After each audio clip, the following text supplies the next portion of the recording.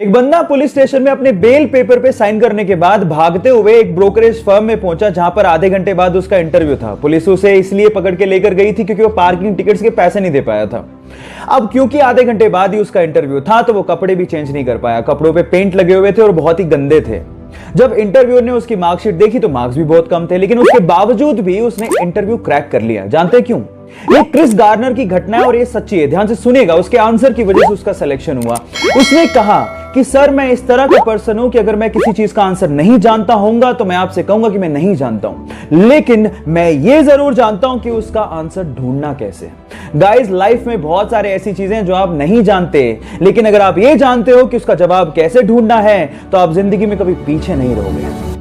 जहां हर 100 में से 10 आदमी लाखपति या करोड़पति है, वो शहर है दुबई। दुबई को सोने का शहर भी कहा जाता है। सोने का यानी गोल्ड का व्यापार दुनिया में सबसे ज्यादा इसी देश में होता है। दुबई में करीब 300 से ज्यादा सोने की दुकान है और इन दुकानों में हर वक्त लगभग 10 टन से भी ज्यादा सोना मौजूद रहता है। 2013 में यहाँ 396 हाथियों के वजन के बराबर सोने का व्यापार हुआ था, यानी कि लगभग 6 लाख किलोग्राम सोने का व्यापार सिर्फ एक साल में हुआ था। दुबई के लोग गोल्ड इतना ज्यादा पसंद करते हैं कि वहाँ एक दो नहीं, कई लोगों के पास सोने की कार तक मौजूद है। और तो और यहाँ गोल्ड के एटीएम भी मौजूद हैं, लेकिन इस एटीएम से पैसा नहीं बल्कि गोल्ड की ज्वेलरीज निकलती हैं। इसको यूज करने के लिए कैश या क्रेडिट कार्ड का इस्तेमाल कर सकते हैं। दुबई के लोग इतने पैसे वाले हैं कि इनके घर का सामान खराब हुआ हो या नहीं, लेकिन हर साल ये अपने घर का पूरा सामान नया खरीदते हैं। ऐसे और भी अमेजिंग नॉलेज के लिए वीडियो को लाइक और चैनल को सब्सक्राइब जरूर करें।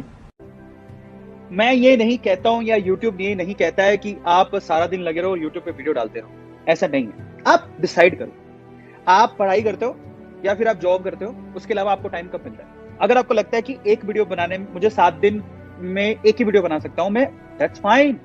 आप उसे लिख दो, बैनर पे लिख दो, मैं 7 दिन में इस टाइम पे ये वीडियो आएगा। जरूरी नहीं है जैसे हमने बोला कि हर एक दिन में 3 वीडियो आएंगे। कभी कभार हमारे लिए हेक्टिक हो जाता है, सच में हेक्टिक हो जाता है, छुट्टी नहीं मिलती है। मैं छुट्टी लेना चाहूँ, छुट्टी नहीं मिल पाएगी। मैं सोचता हूँ, मैंने अभी ये सोच रखा है, मैं काफी बार डिस्कस भी करता हूँ कि जब डायमंड प्ले बटन मिलेगी तब छुट्टी लेंगे, उसके पहले छुट्टी नहीं। लेकिन अगर आपके पास समय नहीं है, आपको लगता है कि पूरी तरह से यूट्यूब ज्वाइन नहीं कर सकते, फ्रीक्वेंसी सेट करो, आपकी मर्जी। महीने में एक लिख दो, पर उसको आप जो कमिटमेंट किया उसको पूरा करो। एक और सबसे इंपॉर्टेंट चीज इसी रेगुलरिटी के अंदर, ना तो उससे कम दो ना उससे ज्यादा देने की कोशिश करो। कई लोग ओवर डिलीवर करते हैं। कम मतलब कई लोग बोले कि मैं 7 दिन में एक वीडियो करूंगा, भाई साहब 14 डेज निकल गए, वीडियो नहीं करी। कमिटमेंट कहां है आपका? ऑडियंस आपके पास क्यों आएगी फिर?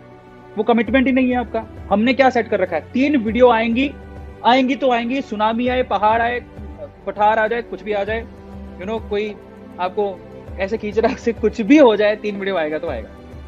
लेकिन मैं 3 वीडियो का क्यों फ्रीक्वेंसी सेट किया? आप खुद से सोचो। यूट्यूब है ना, यूट्यूब पे इतने सारे चैनल है। जब YouTube किसी एक चैनल को प्रमोट करने के एक चैनल की वीडियो सर्कुलेट होती है, आपको पता है ना, जब आप वीडियो डालते हो तो उसकी नोटिफिकेशन जाती है। आपके ना दिन में 2 वीडियो से ज्यादा नोटिफिकेशन या 3 वीडियो से ज्यादा नोटिफिकेशन जाते ही नहीं। कई लोग इतने पागल होते हैं कि एक ही दिन में 10-10, 20-20 वीडियो डाल देते हैं। नॉनसेंस। ओवर डिलीवर करते हो वहां तो और नुकसान क्या होता है मैं आपको बताता हूँ। कई लोगों को ये समझ ही नहीं आती। ओवर डिलीवर कर रहे हैं, एक ही दिन में 10 वीडियो डालेंगे। अरे आप एक अच्छा वीडियो बना के डालो, सिर्फ एक बहुत है, ठीक है। ना तो अंडर डिलीवर कर रहा है, ना ही ओवर डिलीवर करना। जब आप ओवर डिलीवर करते हो ना, एक ही दिन में 10 नोटिफिकेशन। अच्छा, मंडे कितनी डाली है? 1। ट्यूसडे कितनी डाली है? 1। थर्सडे कितनी डाली है? 1। संडे कितनी डाली है? 10। हम लोग 10 डालेंगे। जब आपके 10 नोटिफिकेशन देखने को मिलते हैं, इट वाज लाइक हॉरिबल। जो सब्सक्राइबर होते हैं टिंग टिंग टिंग टिंग वगैरह, यार परेशान हो रहे हैं, हटाओ।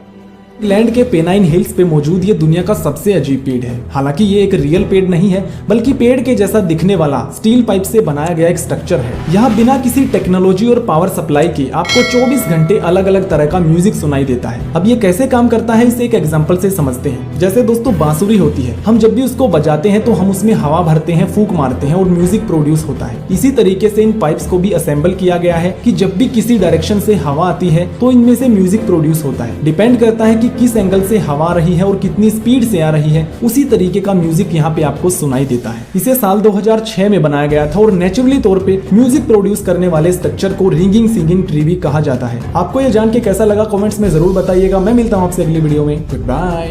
मेरे प्यारे दोस्तों, अगर वीडियो आपको थोड़ा भी अच्छा लगा होगा तो एक लाइक करना और वीडियो को ज्यादा से ज्यादा शेयर भी करें और मेरे चैनल को सब्सक्राइब करके बेल आइकन को जरूर दबाएं। मिलता हूँ अगली